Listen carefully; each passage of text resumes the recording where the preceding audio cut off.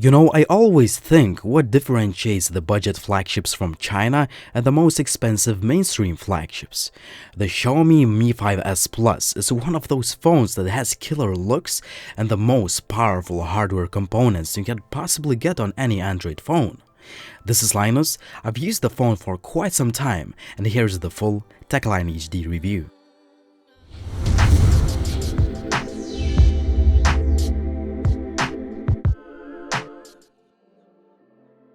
In the box, you can find all the usual items you would expect to come with any phone. A nice touch is the included hard plastic case to protect your investment. As the name implies, the Mi 5s Plus is a larger phone than the regular Mi 5s, and that is mainly due to its 5.7 inches 1080p display. Well, it would have been nice to have 2K resolution panel, but the display is still plenty sharp, bright and detailed. We have nicely backlit capacitive buttons and a highly customizable notification LED light, which sits next to the 4MP ultra-pixel selfie camera. The device looks and feels like an expensive phone. It is all metal, well, except for the top and bottom parts for antennas. Also, the build quality is just top-notch. There are no moving parts or rattling buttons, and it's just nice to hold the phone in the hand despite its huge footprint. Just below the camera setup, we have a super fast and accurate fingerprint sensor that can unlock your phone straight from the standby mode. I really like the balanced and rich sound that is coming out of the loudspeaker, which can also get pretty loud.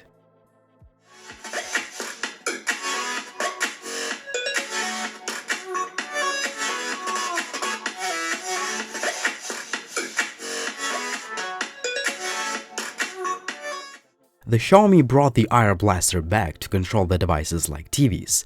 The sound via the headset jack is pretty good too. The Xiaomi Mi 5s Plus packs some serious hardware components that sound very impressive on paper.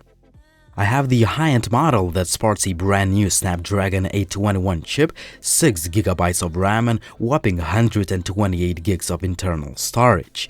You can also opt in for a lower-end model that has 4GB of RAM and 64GB of storage. It's actually a bit funny that we are talking about the lower-end model with these kind of specs. As expected, the 3D gaming performance is just excellent. No matter what kind of games you play on the Xiaomi Mi 5s Plus, the phone just flies and it's just a pleasure to play games on a huge display.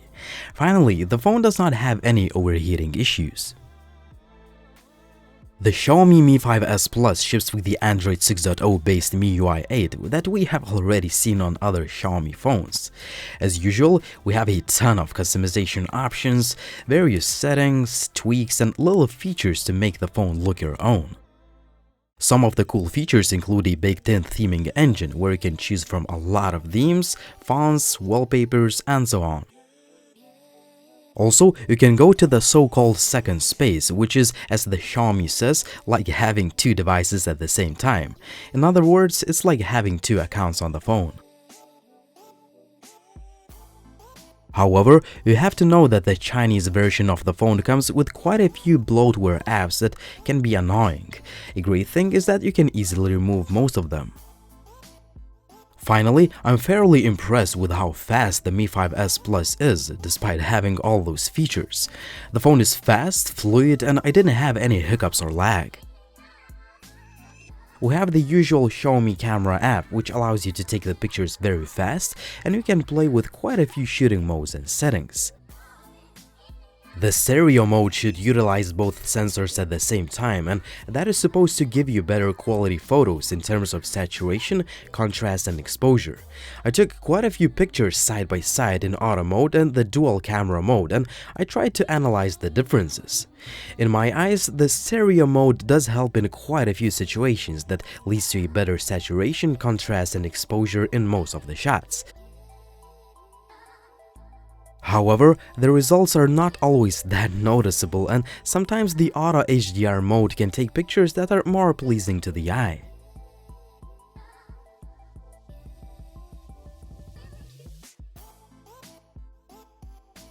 Where the dual camera setup really shines is the low light. All the pictures I took in the stereo mode look simply better as there is a lot less noise and more detail.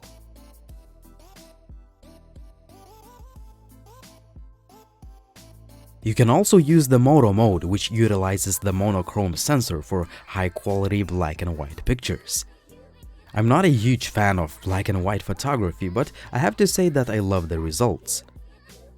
The last mode worth mentioning is the manual mode, where you can adjust quite a few settings if you feel creative.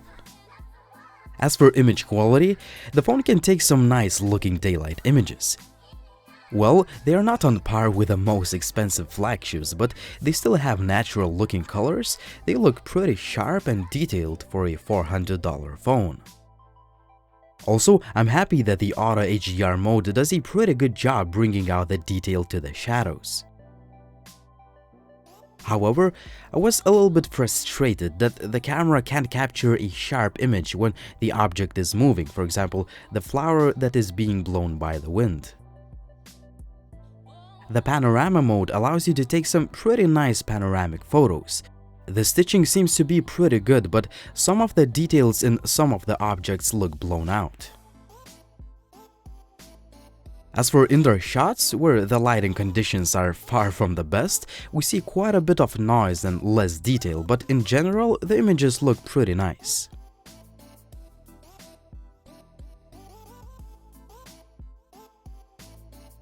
When it comes to the low-light photography, well, if you use only the main 13-megapixel sensor, the images definitely have less detail and more noise than the top-tier flagships, but I would say that the Mi5s Plus does a pretty good job considering its price tag. As I mentioned before, utilizing two cameras at the same time really help improve the low-light image quality.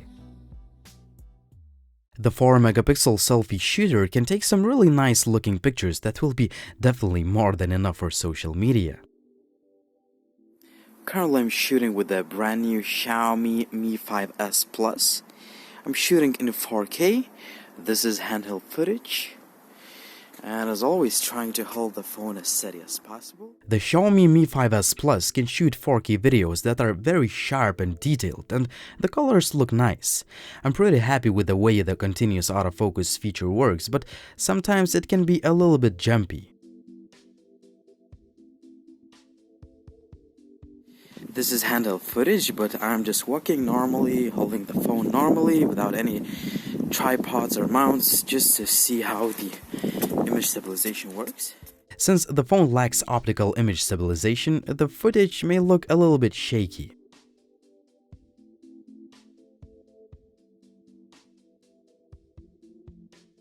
However, my biggest frustration is the fact that there is quite a lot of video compression artifacts. The audio quality suffers from the compression too.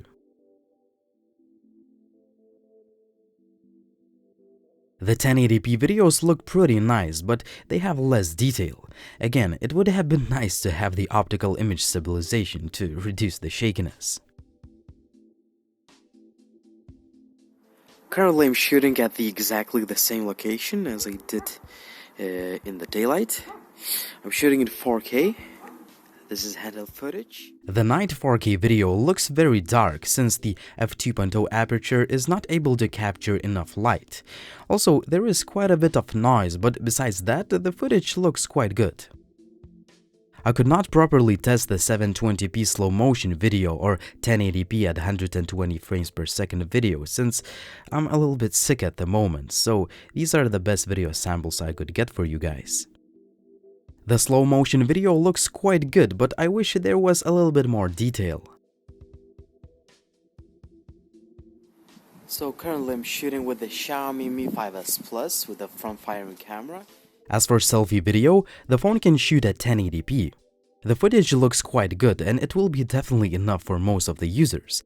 However, I don't like the aggressive auto exposure and inaccurate white balance adjustment.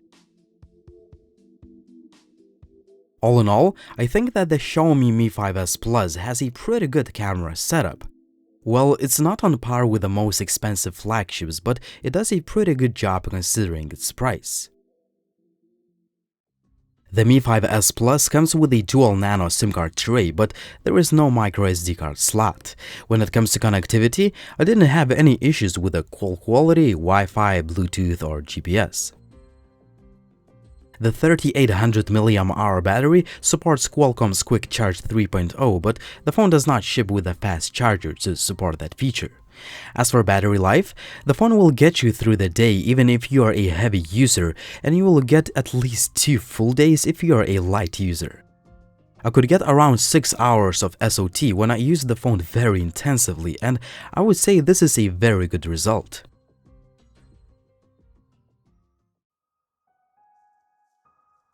So, there we have it, the Xiaomi Mi 5s Plus. The phone really impressed me in a lot of ways, but it doesn't mean it is perfect. First of all, we have a well-crafted phone and the metal chassis sits nicely in the hand. Also, the device has a brilliant display, some bleeding-edge specifications that lead to a great day-to-day and 3D gaming performance. Also, the dual camera setup may not be the best if we compare it to the more expensive offerings, but the Mi 5s Plus is still a very capable performer. Sure, some people may miss the microSD card slot because for some users 128 gigs of super fast storage is still not enough. Other shortcomings are more serious though. The lack of optical image stabilization leads to a poorer low-light performance, and the Chinese ROM of the MIUI comes with some bloatware which may be annoying for a regular user. Other than that, the Xiaomi Mi 5s Plus is a very solid $400 phone. If you add a great battery life and a feature-rich user interface, you're looking at the phone that is definitely one of the best devices in this price range. It was Linus, thanks for watching, and as always, if you have any questions, please drop me a comment down below. Also, please subscribe to the channel if you haven't already, and follow TechLineHD on social networks like Facebook, Twitter, and Instagram. See you in the next video soon.